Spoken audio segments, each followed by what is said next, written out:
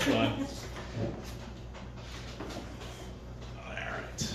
Having won the Moth Grand Slam twice and the Story Slam 19 times, as well as a critically acclaimed actor who is a reoccurring character on 2 series on Amazon, The G and New Tides, several commercials, and several upcoming films. Follow him on Twitter at Greatest Poet Alive with an 8 for the great, and give a big round of applause right now for James Gordon.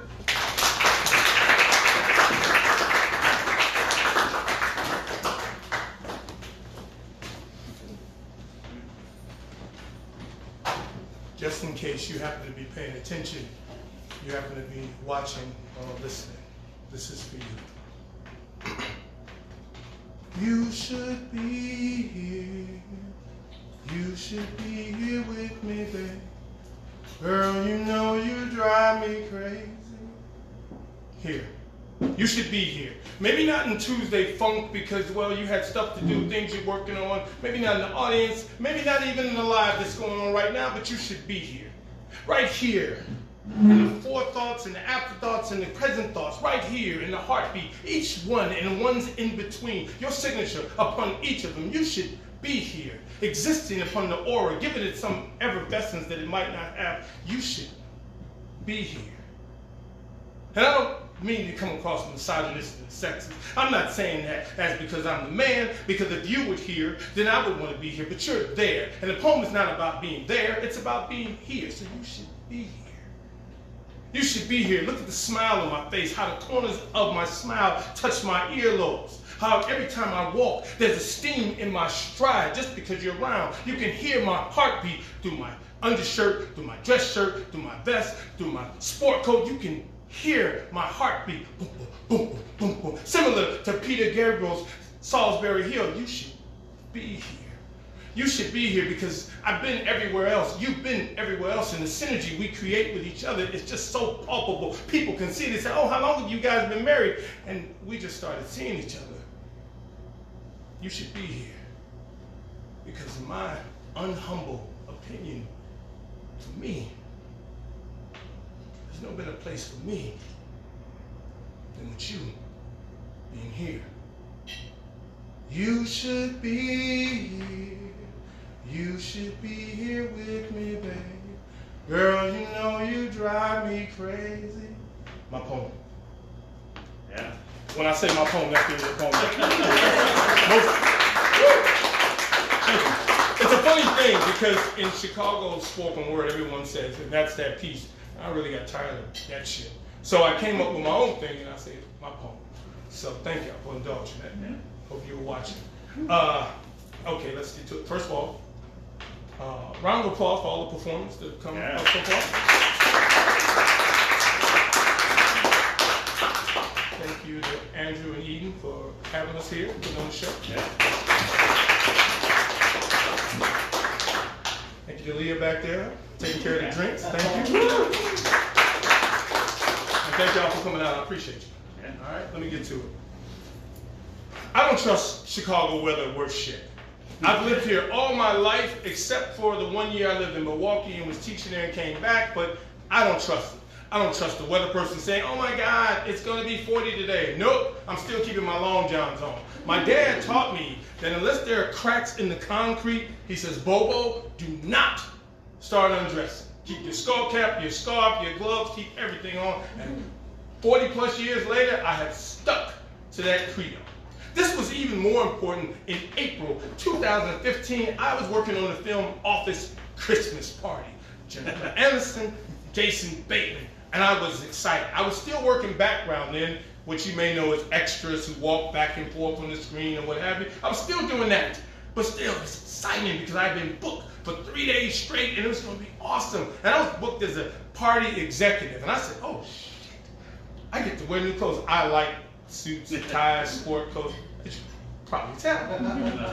And so I got to pull it out and put it in my bag, and I'm walking out the house on this Saturday, and something didn't feel right in the wind. It had that tint of, hey, you're gonna freeze your ass off if you stay out here too long. So I went back inside and put on long johns. I don't know why, because we were supposed to be inside that day, but I did. And I hustled on downtown. We were right next to the Dirksen building. That's where we would be filming. And we're going through, checking in, and you go through, when you're background, they ask you to see your wardrobe. And the lady says, hey, James, do you have a winter coat? I said, of course. My dad was in the Army. He swears by Army Navy surplus. So I had a Army Navy surplus leather pea coat. It's impenetrable. It's like adamantium and vibranium, but just in a coat. Can't feel anything in it. I said, yeah, I got a winter coat. Why? She says, well, you want to be warm when you're outside. I said, what do you mean? She says, you're outside. I said, no, we're not. She says, what are you booked at? I said, party executive. She said, oh yeah, you're outside. Now forgive me, ladies and gentlemen, I have never heard during the winter, because this was April, of a party outside. I mean, the polar plunge, sure, but that's some other, that shit y'all do. I don't do that. Sorry. Y'all know y'all do that shit. So I'm stunned, but I'm like, okay, we won't be outside long. We just walk back and forth, because that's what background does, and come inside. No problem. I got my jacket, I got my long johns, I'm good. Put my scarf on, put my skull cap on, put my gloves. I'm great, I'm fine. I go outside, it's like 9:30. 10:30, we're still outside. 11 o'clock, we're still outside. And though I'm comfortable, there are people who actually dressed like they were going to a party. There are women in these dresses and their heels and whatever, and their thin coats, because they didn't have any clue that they were going to be outside that day. Because the email, the booking email, never said that. So they're shivering, red, teeth chattering, crying. And so I asked the PA, the production assistant, hey, listen, kind of cold, no one told us we were going to be outside. Can you let us go in? And so they said, sure. As soon as the crew is done setting up in there and getting done, you guys can go in. I said, okay, great. The crew was finished like lickety-split. Boom, boom. We headed in. PA came in and said, hey, guys, let's go. Oh, okay, we're ready. We're going to film. All right, no problem. We go outside. 10 minutes pass. 15 minutes pass. 25 minutes pass, half an hour. I said, hey, listen, I thought we were filming. No, we're waiting. We're waiting to film. I said, well, why are we outside? It's cold. Quick flashback. The weatherman had said the degrees were supposed to be somewhere around 40 and 41.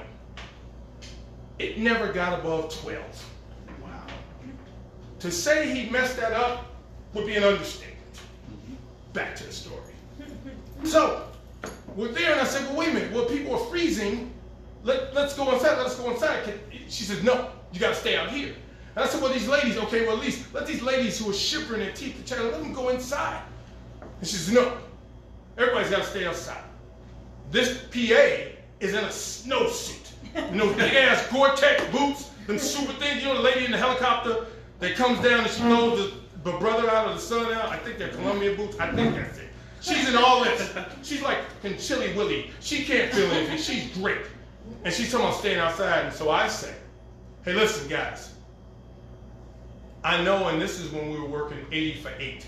A few years like I told you. It's minimum wage. I said, listen, guys, I know that $80 is really troubling you. It's going to put some of y'all out. I get it. I feel you. But I'm going inside. Anybody want to come inside with me? That's cool. I won't be mad if some of y'all stay out here. There are like 275 background working that day. 275 background walk from outside inside the building, the stadium. Yeah. This is fine for a little while. PAs are coming in. Hey guys, no, we're not coming out. Hey guys, we're not coming out. We're not coming out. This is good. The revolt is going well, whatever. We're staying warm. This is fine up until you see a figure coming across the way, followed by perhaps a makeup artist or wardrobe person, assistant, couple assistants or whatever. You've seen her before.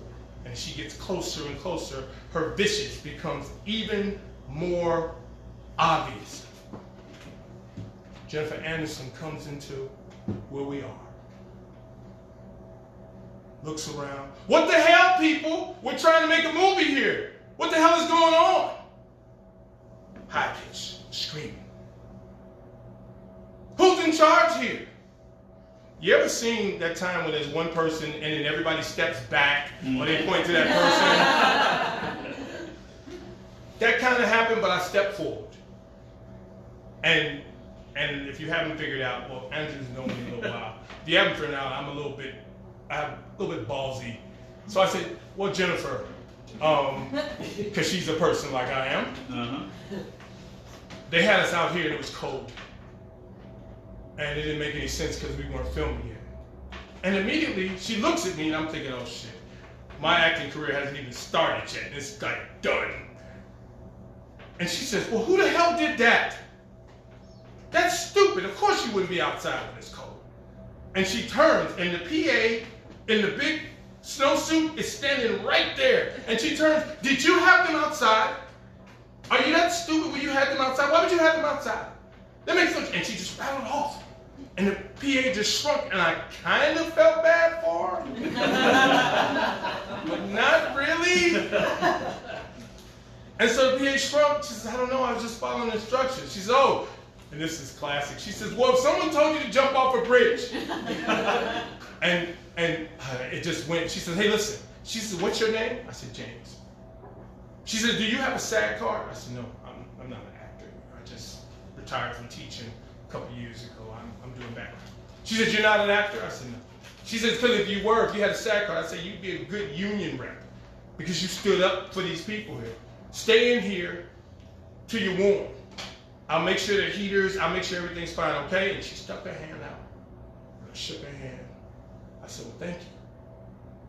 And I'm sitting here all the time thinking, I never watched an episode of Friends. I never did. She leaves. The crowd of background are jubilant. They're sitting here. We sit there for at least 90 minutes getting warm because they weren't filming yet. You would think this would just be done. This was over. But no. A message got up to someone in 4-Star Casting who booked us. And they came down. They said, somebody's stirring up trouble. There's a black guy, he's stirring up trouble. He's turning over stuff, he's screaming, he's cursing people out and everything. I don't remember any of that, but okay. And so Jess from 4-Star comes down and makes a beeline for me. James! That's how it went. Someone else, I believe her name was Lauren, said, that's not what happened. And she explained what happened. And Jess said to me, well, why didn't you call the office? And I said, that would have made 0 sense because you were across the street here. The office is on 16th near Western. You wouldn't have got that message till Monday. And she gave up and left. We finished out the day. We ended at like 2 a.m. Long day. Somewhere around 12:30 a.m., we got an email, and you get booking emails for these shows when you work. And the booking email, the very first thing it said in big bold letters was exterior scenes. At least they told us this time. Thank you.